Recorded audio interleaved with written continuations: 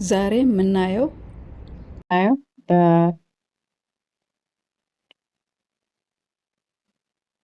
በኤስቲሲ እንዴት ፓኬጅ መምራት እንደምንችል።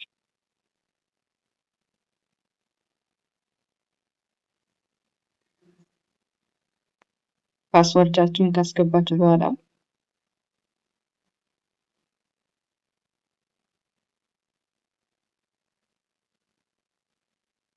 አካውንታችሁን ከከፈታችሁ በኋላ ማርኬት የሚለውን ትነካላችሁ። ማርኬት ከነካችሁ በኋላ እዚህ ኤስቲሲ ኦር ሰዋ ሪቻርጅ አሁን እዚህ ሰዋ ሪቻርጅ አለ። ፓኬጅ የምትሞሉበት ዝቅተኛው 20 ሪያል ነው። ከፍተኛው 400 ነው። 20 ሪያል ብትመርጡ 3 ሪያል ቫት አለው 23 ነው።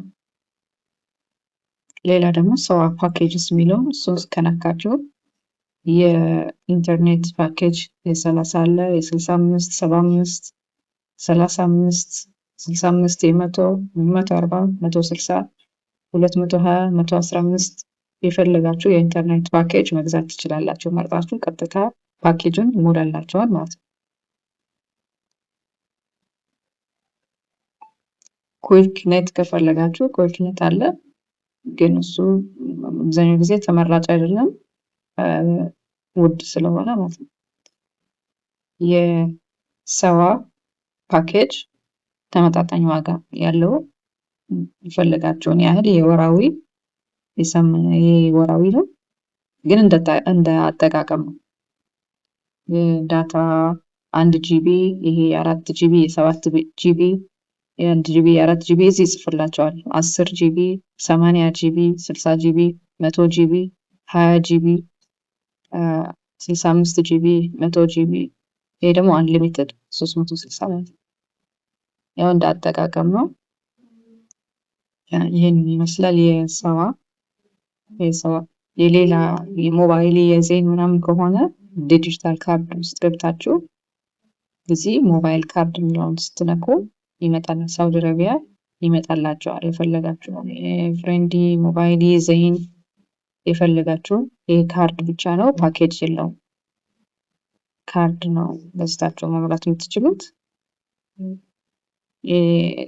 የሰዋ ብቻ ነው የኤስቲሲ ብቻ ነው ፓኬጅ መምራት የምትችሉት በኤስቲሲ ባንክ። ለውጭ ሀገር ካርድ መግዛት ከፈለጋችሁ ኢንተርናሽናል ሪቻርጅ ነክታችሁ እዚህ ሀገሪቷን ጽፋችሁ ለምሳሌ ኢትዮጵያ ስልክ ቁጥራቸውን ጽፋችሁ ከዛ ኮንቲኒው በመንካት የፈለጋችሁን ያህል አማውንት መላክ ትችላላችሁ።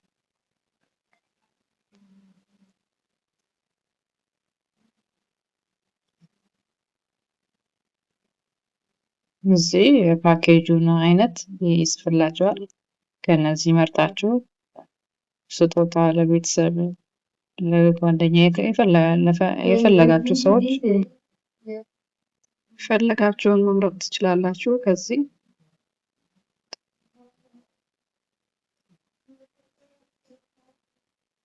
የመደወያ ፓኬጅ ነው ይሄ ክሬዲት ኮል የሚለው። ይሄ ደግሞ የኢንተርኔት ፓኬጅ ነው። ሙሉ ፓኬጅ ኢንተርኔት፣ ድምጽና ኤስኤምኤስ የፈለጋችሁን ያህል ከዚህ መርጣችሁ ለቤተሰብ መላክ ትችላላችሁ። ከፈለጋችሁ የኢትዮጵያ ቴሌኮም፣ ከፈለጋችሁ ሳፋሪኮም የፈለጋችሁን መምረጥ ትችላላችሁ።